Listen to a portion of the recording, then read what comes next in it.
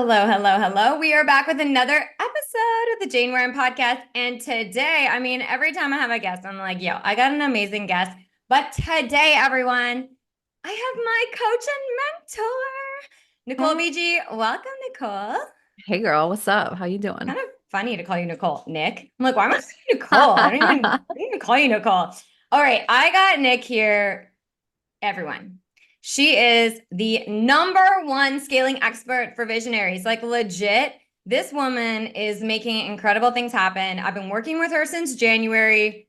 Y'all, you probably seen my evolution so far, and it's only getting bigger and bigger and bigger. And it is a huge thanks to Nicole for really helping stretch me. And so today, not only is she going to share her amazing journey, but we're going to talk about the power in a pivot because as entrepreneurs, as corporate women in life, we have to make choices sometimes to evolve, to grow, to pivot, to change directions because whatever way we're going doesn't align to what we want.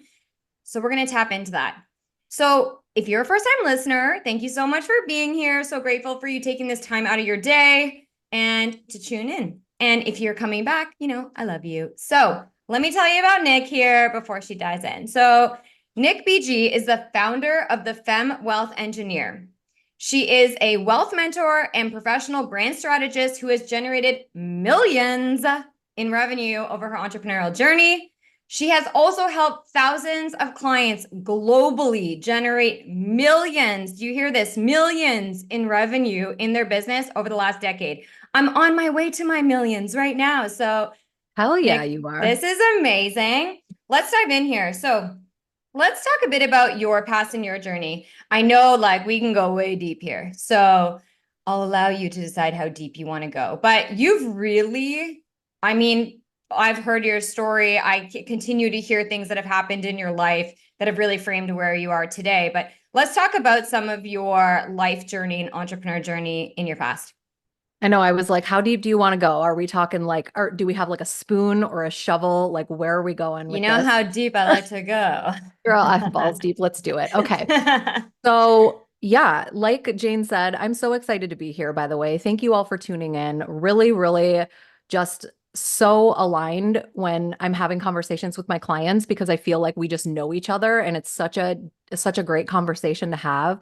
I am Nic BeeGee. I'm the founder of Femme Wealth Engineer, Rich and Flow, where I work close proximity with wealthy women who want to amplify their voice and take it even further on their journey. So, my journey, holy shit. I just there's so much that's just flooding into my brain right now. But honestly, I will say that where I started was grungy, dirty, not playful, a very dark place for me. But I always remember where I came from. When I started, when I started as an entrepreneur, it kind of just, and I know a lot of people will say this, it kind of just fell into my lap. And I truly feel like this is the difference between somebody who becomes an entrepreneur and somebody who was born a visionary, meant to be an entrepreneur who takes success beyond fathomable limits, right? And I feel like there's this difference between it falling into our lap, quote unquote, and people being so desperate that they turn to entrepreneurship. And I Mhm. think that this is really the difference. And this is what separates the 1% of people who dive in and become successful and the 99% who just can't even handle what comes with true entrepreneurship. And so when I started at the ripe age of 20 or 21. I was pregnant with my first daughter. I was working dead end jobs. I was a drunk before that. I was in recovery from drugs. Heroin was my drug of choice. And I was sitting there at my job. I did check cashing, where people come and they give you the title to their car and you give them this fucking loan with a 400,000 or a 400,000% interest rate and all these things that are so unethical. And I'm sitting there and I'm going, this isn't going to cut it. I'm going to have a baby, right? And I'm sitting next to the woman who's working with me, my assistant manager. I was the manager of this check cashing place. I had made it in life at that point. And she goes, I just lost my daycare provider. And I was like, that's it. That's what I'm going to do. And so I literally, I remember the way that it smelled in there. Like I was next to a copier and it had that weird like heat smell. It was like you could feel it, you could smell it, you could hear it. And I turned to her and I go, I quit and I'll be your new daycare provider. And I literally took out a $5,000 loan. Just From like from that from place. the company, girl. Well, I walked over across the street to McDonald's and got a McDouble, and then I came back and I took out a loan. And Oh my God, I I was love like, this. I don't know what I'm gonna do, but I feel it. And so I took action. I didn't have the education. I didn't have the background. I didn't even have my own baby yet. Hello? Okay. No evidence whatsoever. But I was naive enough at that age that I knew that something big was coming from it. And the something big wasn't running a successful daycare for 10 years. The success was who I was going to become and who I am now. And I didn't know that at the time, but I could feel it. And if 16 years later, me went back to that woman and told her what she was going to have, I would have got it done a lot sooner. Okay. But I didn't know why I needed it. I didn't know why I was doing it. I just did it. And that was the first step that I took in becoming an entrepreneur. And I was very successful at it. I went on to train other daycares around the state. I went on to help moms navigate motherhood. I went on to do all of these incredible things, right? And then because I was creating this like local business, I needed the website and I needed the branding. And I was like, there comes another facet of business. And then all of a sudden I was doing it for local accountants and all of this stuff. And then Arbonne fell into my lap. And I didn't do Arbonne, but branding Arbonne and branding the top performers in Arbonne and then Beachbody. And then I was passed around like a whore on Hollywood Boulevard through network marketing and branding some of the top performers that we have come to know as the millionaire moguls in our industry.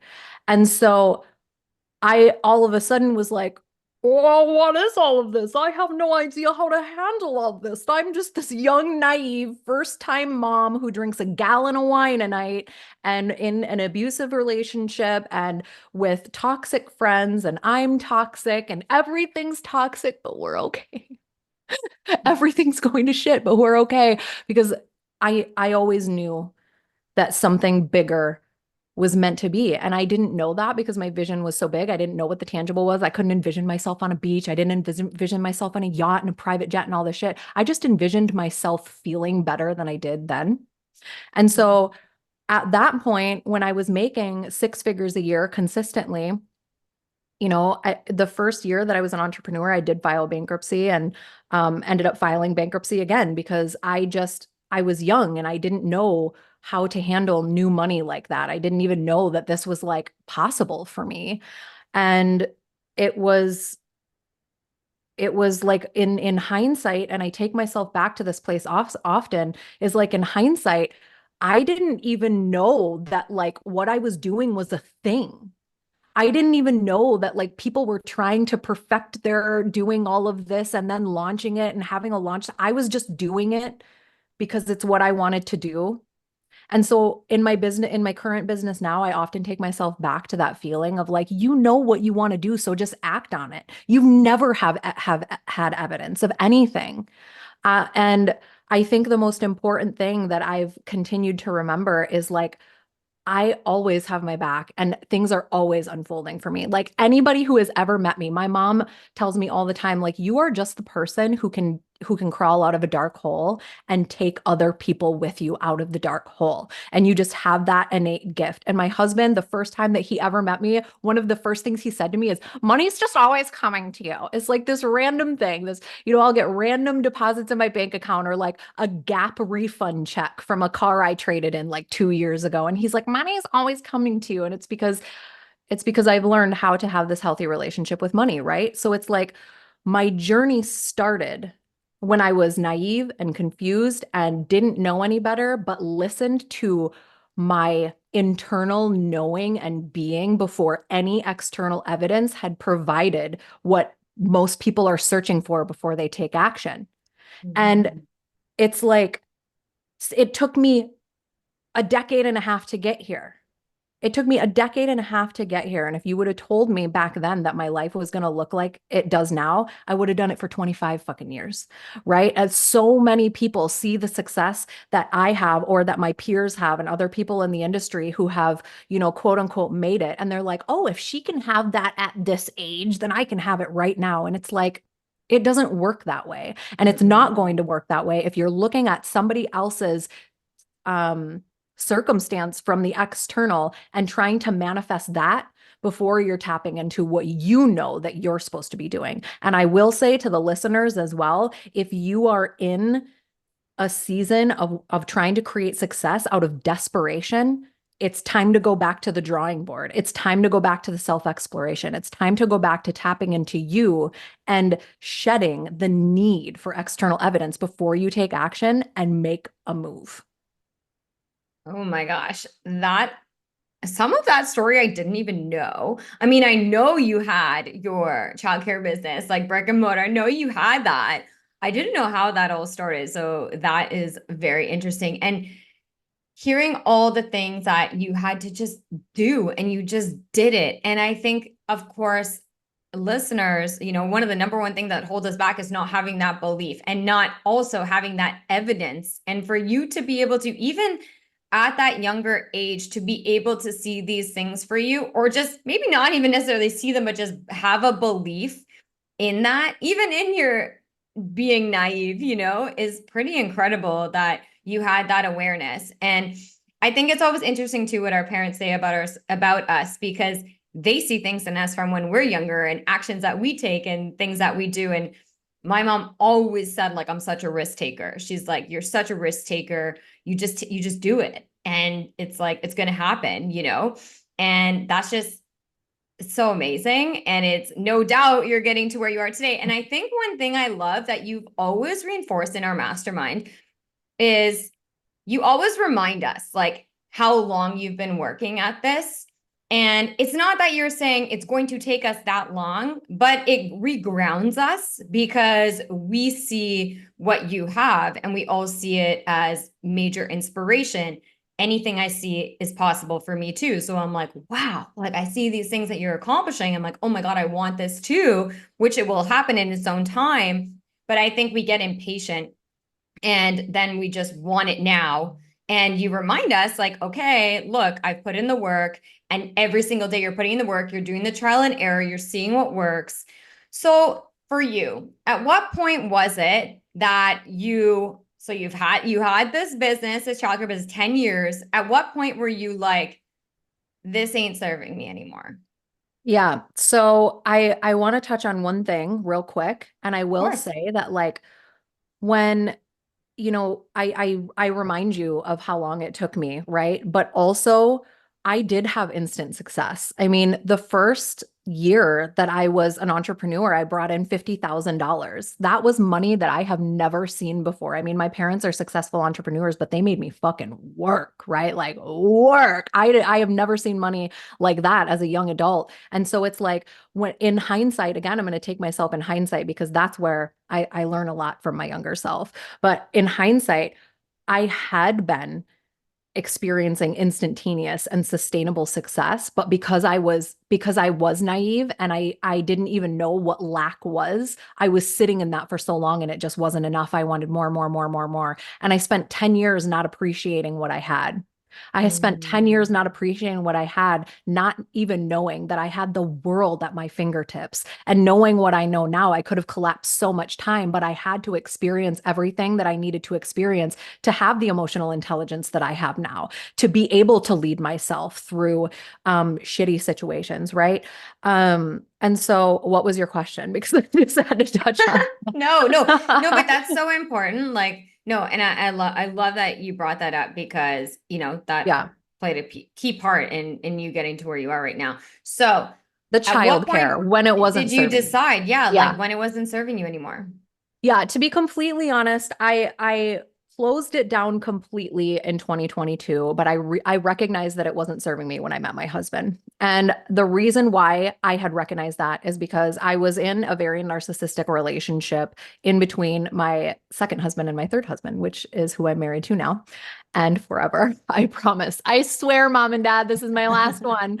And I was in a very narcissistic relationship and I started to feel like I was not able to hold the space that I had held before. And so eventually my childcare business started dwindling and I was taking care of children alongside my assistant as I could hold the space for it. Like I also will never hold space that I know that I can't hold because humans to me are just I love serving humans and I love serving them ethically and properly, right? And so it started dwindling. And then it just got to the point after my first miscarriage that Mason and I had had at the beginning of 2020. Yeah, 2020. And I had resentment. I had resentment because I not getting emotional today. I have other shit to do. I had resentment because we had had an abortion the year before because we had just met and I was on birth control and because I had almost had a relapse in cervical cancer and they had found dysplasia and I had to get a leap and they found out that I was pregnant and we decided to have an early term abortion at 7 weeks because we had just met each other. But the reason why I got pregnant was because I had to go off the birth control in order to get the leap. And so my hormones wouldn't go out of whack. And we thought we had it covered and took Plan B and did all of the things. And it just wasn't. So we took the abortion pill and that was a really hard time. I mean, there's still times that him and I look back at it and we're also both conservative. So that was a really hard decision for us to make. But we look back at it now and we're just like, we made the best decision for I also have 3 of my own children. We made the best decision for us and, you know, our future children and my children. And so there was resentment there because we had had a miscarriage. And I kept saying like, is the universe punishing us because we had an abortion? And I don't talk about this stuff a lot because not because I'm ashamed of it or because I care about what people think, because I really fucking don't. It's my decision to make. But because it's not relevant to where I am right now. I truly just believe that it was a dark time and I led myself through it, but it's not the reason I am who I am today. But there was a resentment around that. And so I just said like I just can't. And so I took a very long leave of that absence when I found out that I was pregnant with my daughter Avery, our rainbow baby, and then came back and my heart just wasn't in it anymore. So I gave everybody, you know, enough notice and I shut down the contracts with my clients who had owned daycares that I was helping up, you know, get their daycares up and running and the licensing and all of that.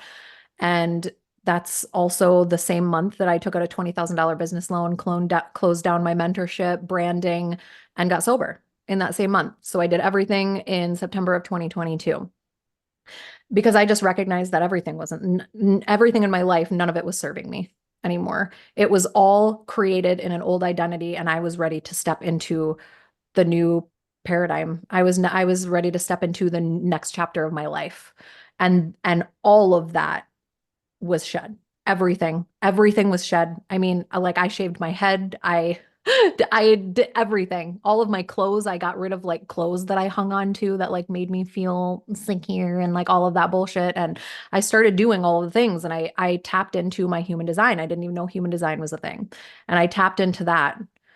And I was like, wow, my life makes so much sense. Right? And I will tell you that like I've always been a risk taker. I've always done the crazy unhinged things because I am the person that like you can even ask my husband about this. It's like anything that I desire to do, I have to exhaust that or take it completely beyond success.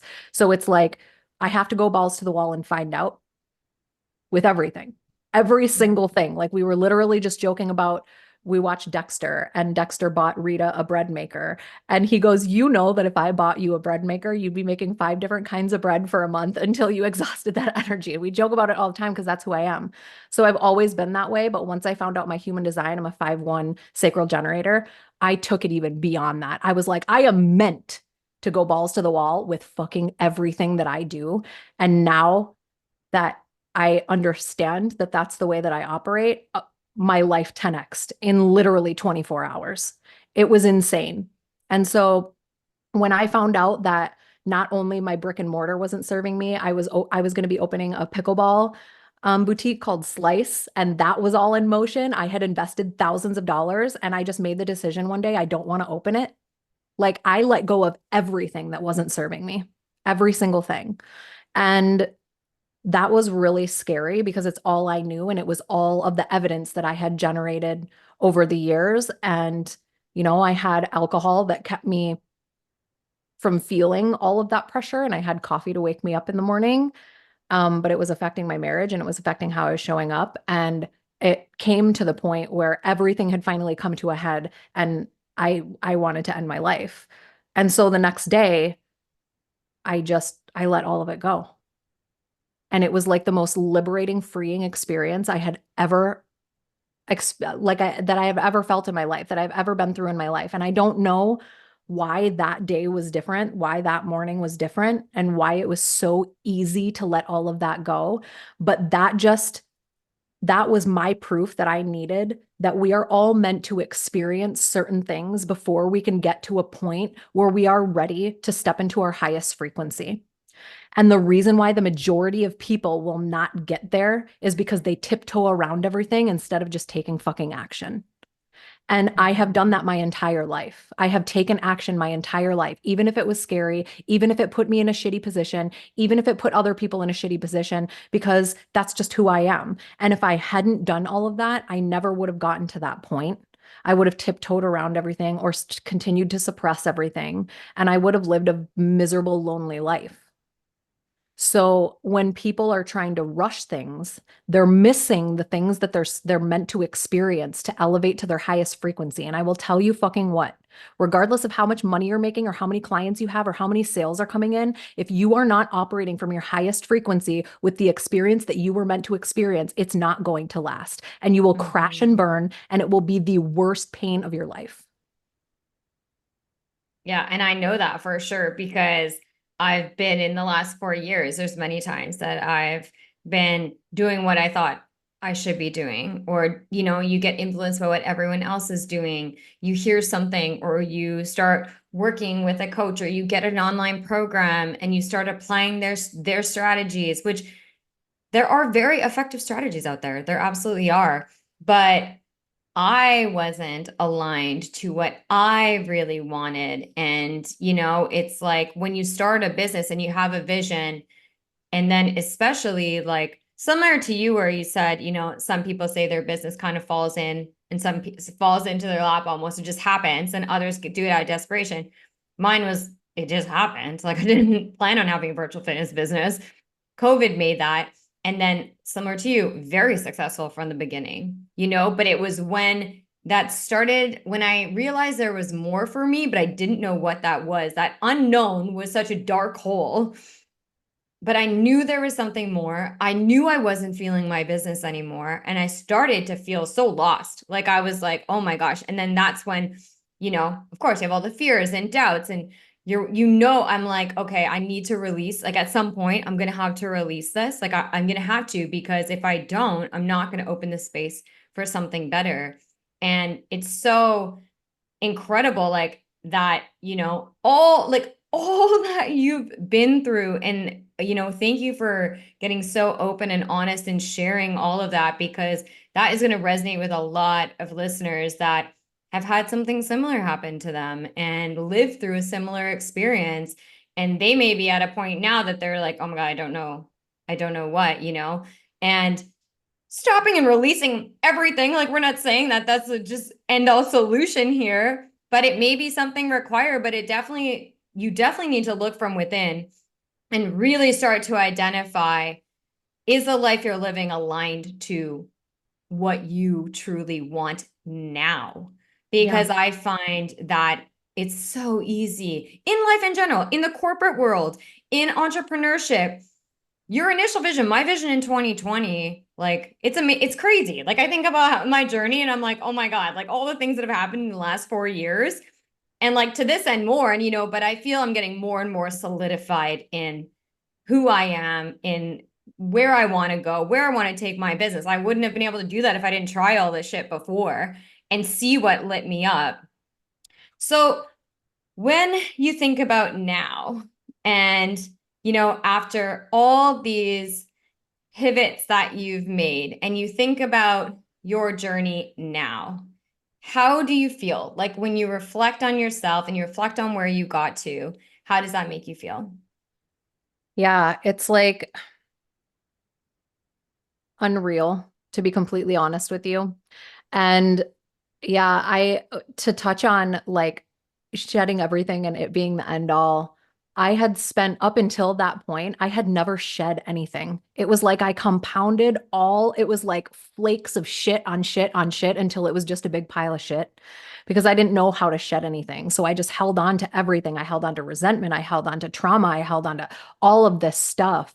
And so that was like the first time I had ever pivoted. I mean, it was uh, like, what am I doing? I'm literally getting rid of everything. And you know, it was a shock to begin with. And it took me the last couple of years to really understand everything that happened because it felt like it moved so fast.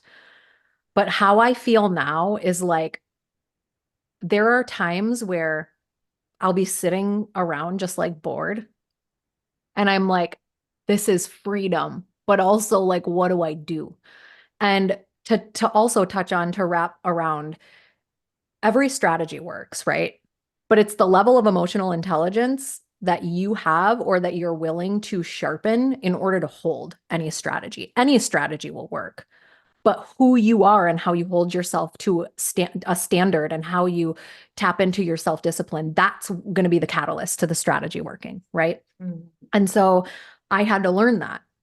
And I I feel so grateful, but also like if this is what I'm experiencing now, there's so much more out there available to me. And so honestly, like how I feel now is just a big fucking open, like receiving piece of flesh is like how I feel. You know what I mean? It's like I feel light and I feel like my life flows and I feel like, yes, bad shit still happens, but I know deep down inside that it's temporary and I can navigate the bad shit so fast now because I'm just used to leading myself in that way. So honestly, like how I feel right now is just like, I can't believe that this is my life.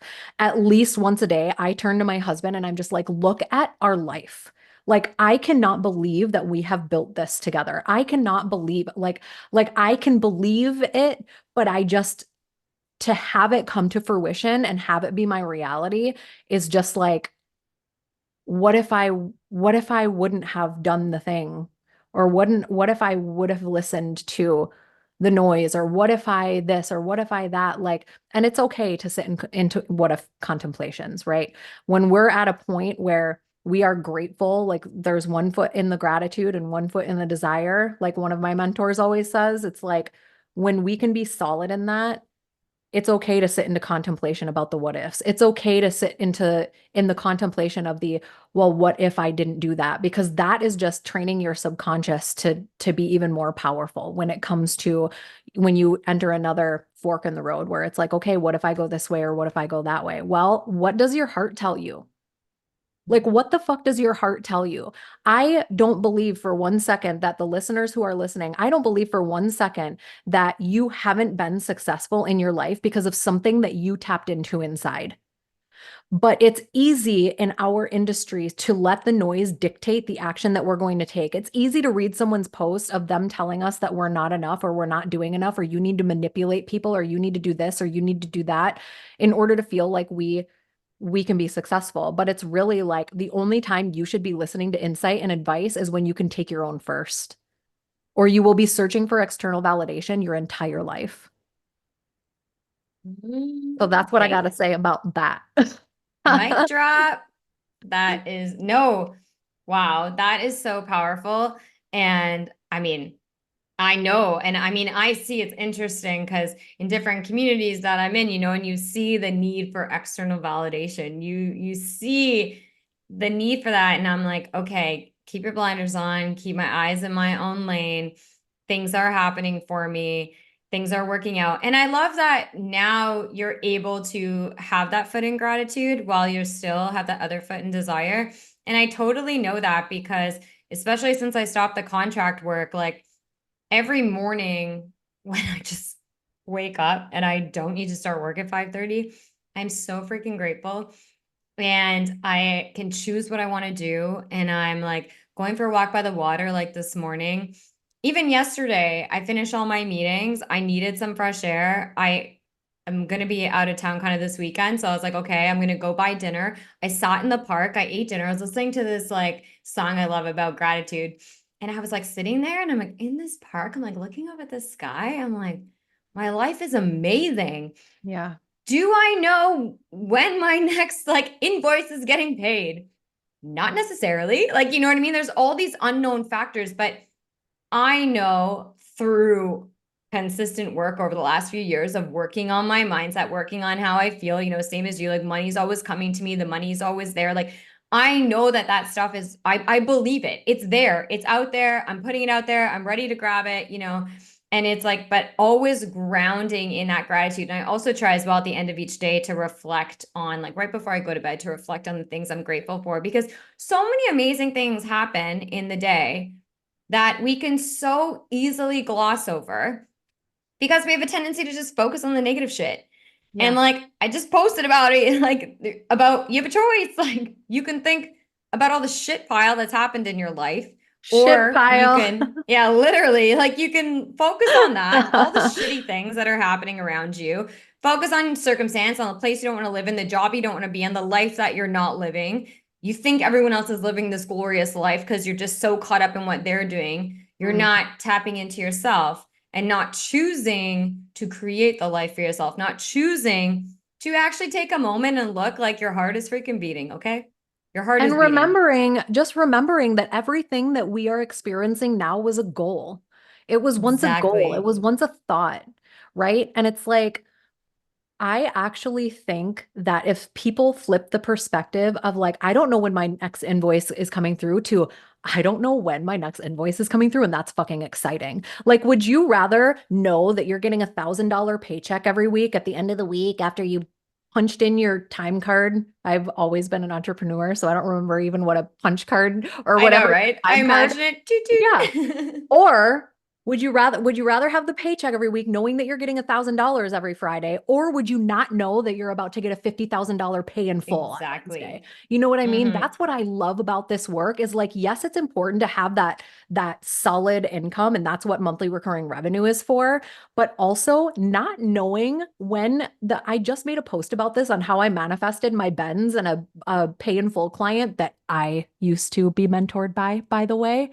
And it just dropped out of Damn. nowhere. And I was like, I would have rather not known that because that Yes. excites me. I'm a fucking Mm-hmm. generator. I don't want to know the when and the how. I just want to know the do. You tell me to go do something and let's go, baby. Let's take it to the moon. Yes. No, and that's such a good, I love the way you frame that. That's such a just like changing the tone in which you phrase the sentence that I said. And that's exactly right. Like anything's possible. So you can stay in this comfort zone or feel like maybe you're living a little more on the edge, but you're really just opening yourself up to all the possibilities. Like anything is Yeah. absolutely possible. Okay, this was juicy. This Yes. was so good. I am just so grateful that you came on here today, sharing your journey, sharing this, all of the various pivots that happened for you. Look at how powerful that is. Look at what you become. I'm so in awe and inspired. I'm proud of you. So share with the audience. I'll have all your links in the show notes, but share where you show up and what do you got going on right now? Girl, I'm telling you right now. Well, I'm taking a break on my podcast because it's not lighting me up right now. And I always like to stay tapped into my zone of genius. So I'm only on Instagram. You can find me on Facebook, but I don't have any followers. I use that for ads. You can find me on ads. And then I have YouTube for whatever the fuck is going on YouTube right now. I don't know, my old podcast episodes. But you can find me on Instagram, instagram.com/Femme Wealth Engineer. You can find me on Rich and Flow as well. We'll be launching a magazine, Rich and Flow magazine, in the fall. And right now, I have a couple of different offers, but it just depends on how you want to work with me. So find me on Instagram and chat if you'd like to chat. Otherwise, I'm sure you'll see me pop in your newsfeed now because if you've listened to me, your phone knows what's going on.